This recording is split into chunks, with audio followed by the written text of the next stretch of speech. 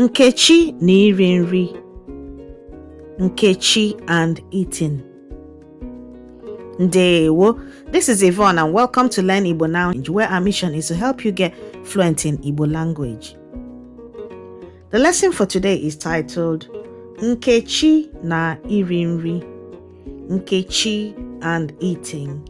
And it's a story designed to teach you the different tenses in the verb to eat. But before we start, we're going to look at 5 keywords that we will learn from this story, or the 5 verb tenses that we will learn from this story. And these tenses are riri, ate. Eriri m nri ahụ. I ate that food. Neri is eating. Ha na-eri nri ugbu a. They are eating now.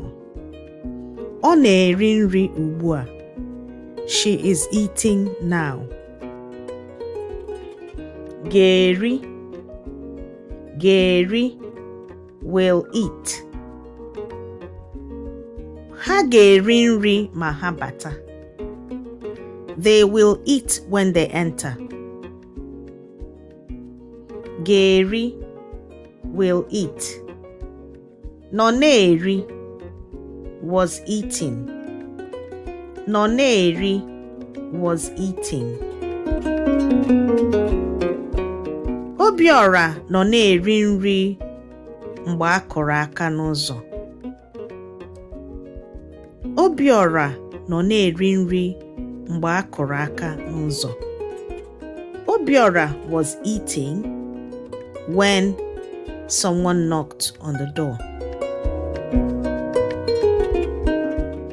Eriela has or had eaten. Anyị eriela nri.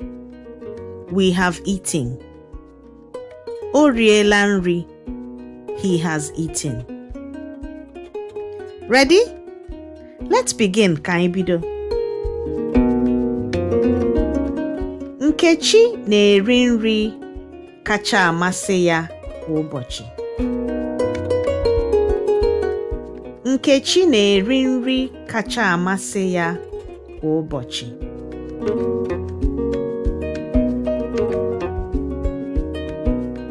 Ụnyaahụ, o riri agwa. Ụnyaahụ, o riri agwa.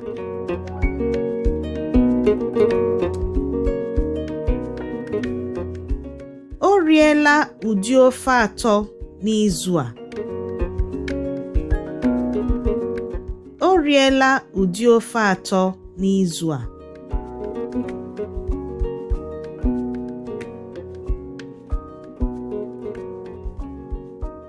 Nkechi na-eri spaghetti ugbu a.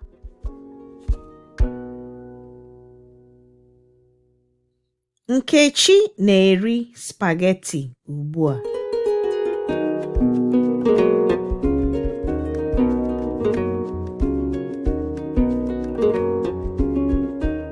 N'oge a echi, ọ ga-erigo ji.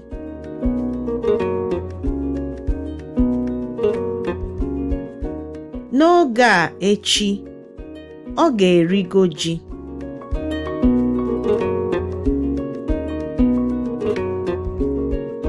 Ọ ga-eri achịcha na akwa n'ụtụtụ. Ọ ga-eri achịcha na akwa n'ụtụtụ.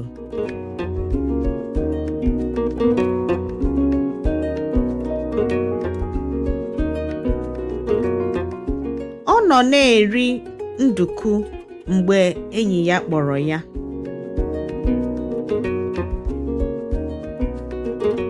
Ọ nọ na-eri nduku mgbe enyi ya kpọrọ ya.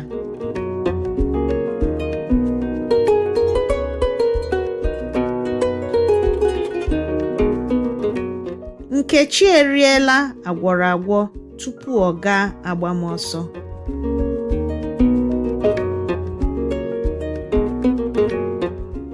Nkechi eriela agwọrọ tupu ọ gaa agbamọsọ.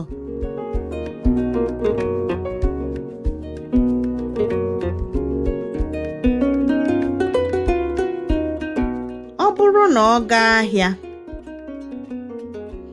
ọ ga-eri osikapa jollof.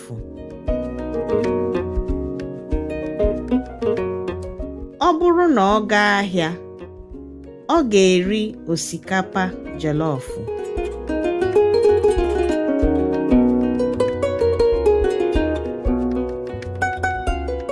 And so the verb tenses we've learnt in this story are riri, ate. Riri, ate. Neri is eating.